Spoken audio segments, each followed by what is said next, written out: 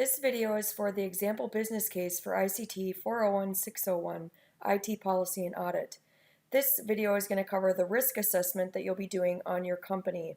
Again, just a note that this is meant to be an example of some of the different areas of risks and threats, not an entire risk assessment for the example company that I have for Barclay. I'm going to start off with the Appendix A.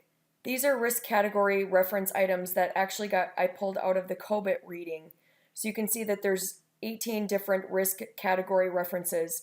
And what I tried to do when I was doing my risk assessment for this example is to align to one of these. So you can see that there are cost and oversights for IT, there's unauthorized actions, there's non-compliance, there's acts of nature, there's environmental, geopolitical issues, there's logical attacks like hacking and malware, software failures. So it's a pretty inclusive list of the different risk categories that you would typically use for risk assessment. So what you're going to be doing is identifying the risks for your company.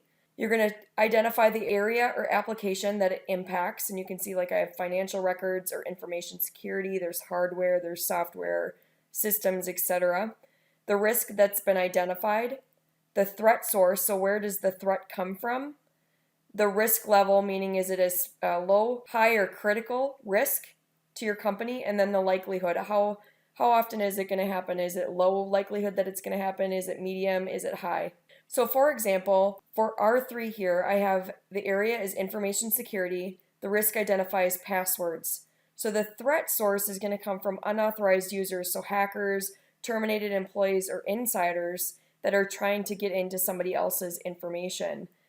Employees using common or passwords used for other logins.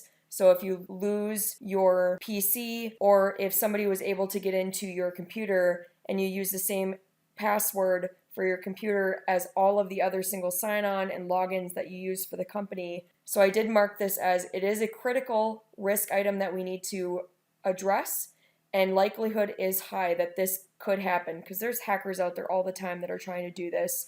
And employees, to be honest, utilize the same password because when you have 10,000 passwords to remember, it's easy to use the same password over and over again.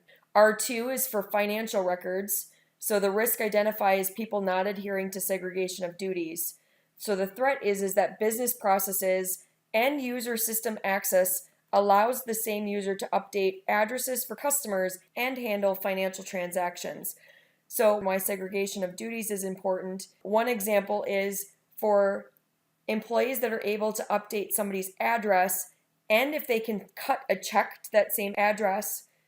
Part of Sarbanes-Oxley and why we have the segregation of duties is because they actually found fraud where a user was updating the address to their address and their name and cutting a check, and then they could go back in and do an address update so it actually looked like it went to the appropriate address, but they actually cut themselves a check.